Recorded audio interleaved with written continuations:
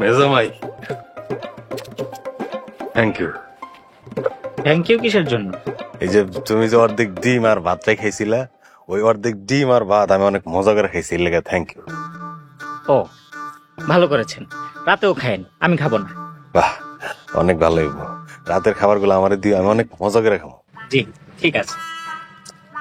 মেজুদুল্লাহ ভাই, বড়দুল্লাহ ভাই, আপনাকে দুজনকে একটা কথা কইতে চাই। যাই কও, টাকা চাই না, আমার কাছে টাকা নাই, টাকা দিতে পারবো না। বড়দুল্লাহ ভাই, টাকা পয়সা কিছু লাগবে না, আমার একটা বিয়া করায় দেন, আমি বিয়া করতেছি। তুমি বিয়ে করবা?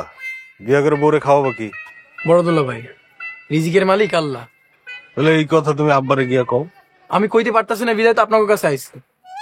এই কথা বললা আমি আব্বার বকা শুনতে পারবো না। বকা দিবেন কেন?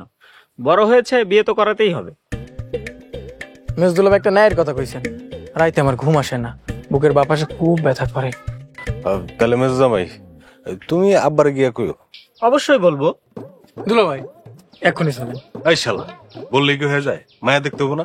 বড়দুল্লাহ ভাই, মায়া দেখা আছে উত্তরপাড়া শিউলি। শ্বশুর বাড়ি থেকে কি কি যৌতুক দিব তুমি আমার কও, আমি ওটা বুঝতে আব্বারে গিয়া কমু। এই, আপনি জানেন না যৌতুক নেওয়া যে অন্যায়? হেরা যদি ইচ্ছা করে দেয় তাহলে তার যৌতুক নেওয়া হলো না, ওটা তো উপহার। বড়দুল্লাহ ভাই, এতদিন জানতাম আপনি হাড় কিপটা, কিন্তু আপনি যে এত বড় শেষরা এটা আগে জানতাম না। মেজদুল্লাহ ভাই, আপনি আমার হইয়া আব্বার কাছে বিয়ার কথা কইবেন। চলেন এখন আমার লগে।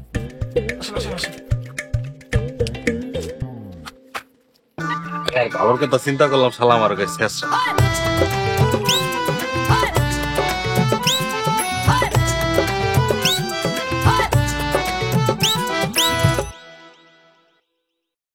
মেজপা, মেজপা, এই নাও।